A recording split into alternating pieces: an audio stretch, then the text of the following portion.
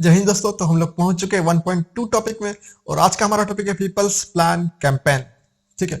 तो ये जो कैंपेन है यूनियन गवर्नमेंट ने लॉन्च किया है। ठीक है, गवर्नमेंट ने लॉन्च किया है, एनजीओ वगैरह नहीं, गवर्नमेंट ने लॉन्च किया है। ठीक है। और हम लोग जानते हैं कि हमारे जो गवर्नमेंट है एक स्लोगन देने में माहिर है।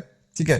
तो हर एक कैंपेन के लिए, हर एक प्रोग्राम के लिए एक स्लोगन देती है। ठीक है। तो इसने ये स्लोगन दिया है, सबकी योजना सबकी विकास। देखो, स्लोगन से हम लोग का नंबर बहुत मिलने वाला है। ठीक है। तो ये स्लोगन सब याद करना काफी जरूरी है। ठीक है। सबकी योजना सबकी विकास। देखिए, ये टॉपिक जो है ये प्रीलिम्स के पॉइंट ऑफ व्यू से बिल्कुल इंपॉर्टेंट नहीं है। गवर्नेंस का ये टॉपिक है और गवर्नेंस के पॉइंट्स बहुत सारे इसमें मिलने वाले हैं। ऑलरेडी हमारे पास बहुत सारे पॉइंट्स ऑलरेडी अवेलेबल है। ठीक है। तो इसमें से कुछ एक पॉइंट जो मिलेंगे जो यूनिक रहेंगे, बाकी सारे पॉइंट्स इसमें कॉमन ही है। ठीक है। तो हमारे लिए उतना इंपॉर्टेंट टॉपिक है नहीं है। तो पीपल्स प्लान कैंपेन है बेसिकली यहाँ पर देखिए ग्राम पंचायत डेवलपमेंट प्लान करके एक ही है। तो बेसिकली ग्राम पंचायत के जो लोग हैं उनको इंपावर की जाएगी कि आप लोग खुद का प्लानिंग खुद ही कीजिए। ठीक है। बेसिकली इस टॉपिक का सार यही है कि ग्राम पंचायत के लोगों को इंपावर की जाएगी कि आप खुद की प्लानिंग खुद कीजिए। आप प्रोजेक्ट बना के लाइए, हम उसको पास करेंगे और आपका काम होगा। प्लानिंग खुद कीजिए बेसिकली। ठीक है। तो बेसिकली यहाँ पर देखिए पहले प्रोसेस को जान लेते हैं कि प्रोसेस क्या होता है। यहाँ पर बिल्कुल कॉम्प्लेक्स नहीं करना है, एकदम बहुत ही सिंपल रखना है इसको। ठीक है। तो किसी भी प्रोजेक्ट को करने के लिए क्या प्लानिंग होना चाहिए, क्या प्रोसेस होना चाहिए। बेसिकली पहले आप लोगों को इकट्ठा कीजिएगा एक जगह, उसके बाद बोलिएगा कि आप लोग अपना इनपुट दीजिए, सजेशन दीजिए। उसको सजेशन को आप एक डॉक्यूमेंट में आप उसको कीजिएगा, एक जगह कीजिएगा। उसके बाद उस डॉक्यूमेंट को आप सरकार का जो डैशबोर्ड है वहां पर उसको सबमिट कर दिएगा। डैशबोर्ड मतलब वेबसाइट है, वहां पर उसको सबमिट कर दीजिएगा। वहां तो अथॉरिटी बैठे हुई है, उसको एनालाइज करेगी। उसके बाद उसमें कुछ जो भी गलती होगी उसको रेक्टिफाई करेगी और उसके बाद आपको पास कर देगी। पास करने के बाद क्या मिलेगा, आपको पैसा मिलेगा। पैसा मिलने के बाद आप उस प्रोजेक्ट को इम्प्लीमेंट कीजिएगा। उसके बाद जो होता है आपका सोशल ऑडिटिंग, एक्सपेंडिचर ट्रैकिंग, ठीक है, ये सब चीज होगा। ठीक है। तो बेसिकली उसी चीज को यहाँ पर एकदम बढ़िया से इंफोग्राफिक में समझाया गया है। ठीक है। तो बिल्कुल कॉम्प्लेक्स नहीं करना है इसको, बहुत ही सिंपल रखना है। ओके। तो देखिए यहाँ पर पीपल्स प्लान कैंपेन के बारे में मैं आपको प्रोसीजर बता दिया कि प्रोसेस क्या होता है। तो वही चीज को यहाँ पर अच्छा सा लाइन लाइन बाय लाइन करके लिखा हुआ है। तो हमारे लिए कि मान लीजिए कि हमारा हम दो साल का मैगजीन करने वाले हैं, 24 महीने का मैगजीन करने वाले हैं और हर एक मैगजीन में करीब करीब 35 से टॉपिक होता है। अगर हम 30 टॉपिक भी मान लेते हैं, 35 मानते हैं, तो 24 गुना 30 कितना होता है, 24 गुना 30 720, 720 और 5 गुना 24 होता है 120। ठीक है। 720 प्लस 120 840, 840 टॉपिक्स हो गए। तो 840 टॉपिक्स का अगर आप सब कुछ याद करने लग जाइएगा तो आपको याद नहीं रहेगा, बहुत ज्यादा। 840 बहुत ज्यादा होता है। ठीक है। और ऊपर से अभी न्यूज़पेपर करना स्टार्ट नहीं किया, न्यूज़पेपर करेंगे तो फिर और बढ़ जाएगा। ठीक है। तो आप सब कुछ याद करने पे ध्यान मत लगाइए। जो कॉमन पॉइंट है उसको हम लोग लिख के रखेंगे, बाकी जो अच्छा पॉइंट है उसको लिखेंगे, बाकी सबको इग्नोर करना है। ठीक है। क्या नहीं पढ़ना यूपीएससी में सबसे ज्यादा इंपॉर्टेंट यही है। ठीक है। ग्राम पंचायत डेवलप मैंने आपको बता दिया। तो देखिए यहाँ पर एक डेटा दिया गया है कि 31 लाख, 31.5 लाख, 31.65 लाख पंचायत रिप्रेजेंटेटिव है अभी इंडिया में, लेकिन उसमें से 14.53 लाख वुमन है। ठीक है। बाकी सब मेल है। देखिए ये डेटा बहुत इंपॉर्टेंट है। ठीक है। वुमेन इंपावरमेंट का डेटा जब भी आता है आपका वो इंपॉर्टेंट हो जाता है, वो लिख के रखिए। पंचायत एक वेब सीरीज आया था जीतू भैया करके। जीतू भैया जो है, मुझे नाम नहीं मालूम उनका एग्जैक्टली, लेकिन जीतू भैया हम लोग बोलते हैं, कोटा फैक्ट्री से सीखे हैं। तो तो उन्होंने भी ये पंचायत पंचायत पति मतलब सरपंच पति का क्या होता है ना, प्रधानपति का जो कंसेप्ट है उनके खिलाफ उनमें वहां पर हम लोग वेब सीरीज में देखे थे किस तरीके से उसको सॉल्व किया जा सकता है। ठीक है। देखिए Deendayal Antyodaya, day NRLM, DAYNANRLM। तो बेसिकली इसका फुल फॉर्म होता है दीनदयाल अंत्योदय योजना, नेशनल रूरल लिवलीहुड मिशन। ठीक है। तो बेसिकली ये क्या होता है, ये बेसिकली लोगों को रोजगार देने के लिए, गांव में रूरल एरिया में रोजगार देने के लिए ये मिशन को लाया गया था। ठीक है। इसके अंदर में ये दीनदयाल अंत्योदय योजना है और 2-3 स्कीम इसके अंदर में है। ठीक है। Okay okay okay. अब देखिए यहाँ पर जीपीडीपी के बारे में बताया गया कि किस तरीके से ही करता है। देखिए हम लोग का जो आर्टिकल 243 है उसके अंदर में हमारा हमारा हमारा पूरा पंचायत में क्या क्या होना है सब कुछ लिखा हुआ है और हमारा 11th शेड्यूल में भी सब कुछ लिखा हुआ है। ठीक है।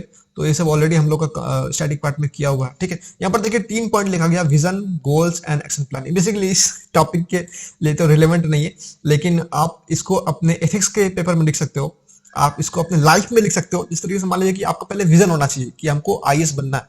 ठीक है। उसके बाद आपको गोल होना चाहिए कि हमको, जैसे मान लीजिए कि विजन नहीं सॉरी विजन होना चाहिए कि मुझे अच्छा इंसान बनना है।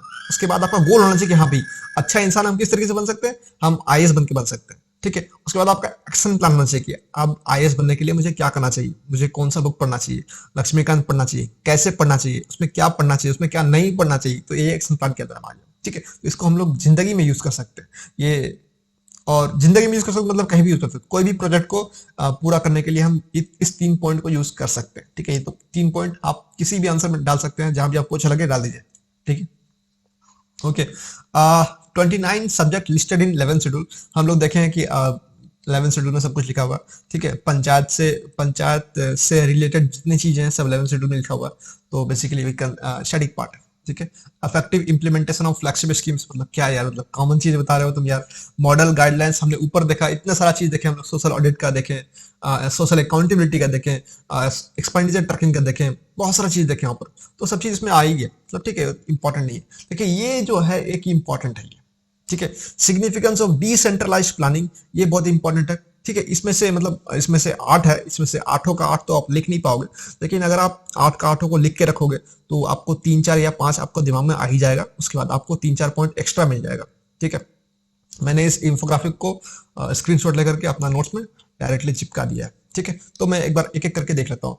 Direct accountability of local government, ठीक है। Significance of decentralised planning, significance हम लोग देख रहे हैं, ठीक है। डिसेंट्रलाइज्ड प्लानिंग का सिग्निफिकेंस देख रहे हैं। डिसेंट्रलाइज्ड प्लानिंग क्या होता है, बेसिकली लोकल लोगों को आप इंपावर कर रहे हैं कि आप लोग खुद से प्लान कीजिए, ठीक है। अगर आप उनको प्लानिंग करने का डिसीजन दे रहे हैं, पावर दे रहे हैं, इसका मतलब कि वहां का जो लोकल गवर्नमेंट है उसको अकाउंटेबल कर रहे हैं। लोकल पंचायत मुखिया आपके बोलेंगे भैया ये काम करो, तो मतलब क्या हो रहा है, वहां का जो जिसको बोल रहे हैं वो अकाउंटेबल है, ठीक है।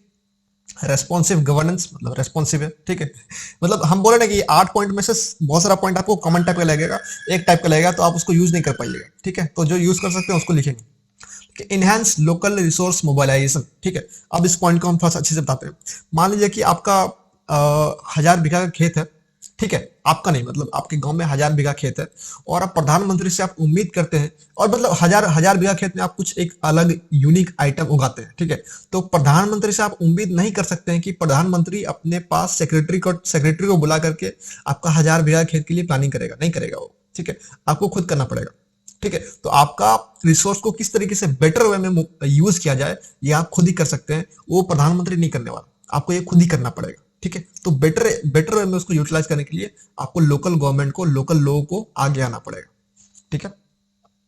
Better bond between panchayat and local citizen, अगर बढ़िया से अगर जो डिसेंट्रलाइज प्लानिंग है, मतलब अगर लोग उसमें हिस्सा लेंगे तो बॉन्ड अच्छा बनेगा, ठीक है। Enhance understanding of development bye citizens, अगर लोग जो है वहां पर डेवलपमेंट प्रोग्राम्स में हिस्सा लेंगे तो समझ पाएंगे कि हाँ भाई इस तरीके से डेवलपमेंट होती है, सरकार की ये प्रॉब्लम से, मतलब होता ना कि हमेशा विरोध करते हैं, विरोध नहीं करना चाहिए, सरकार का प्रॉब्लम भी कभी कभी समझना चाहिए, ठीक है।